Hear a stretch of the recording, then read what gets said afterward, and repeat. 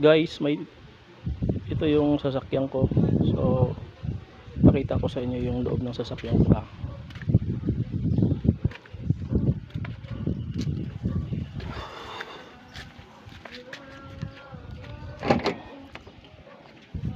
Yan guys.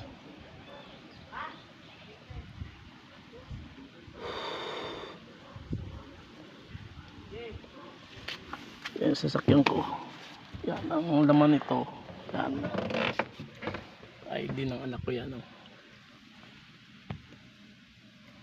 Yan. Yan ang laman ng loob ng sasakyan ko.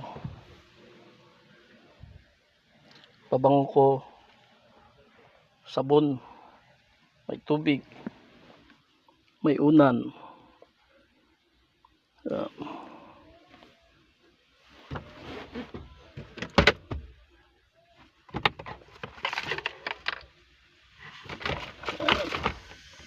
Yan lang siya guys.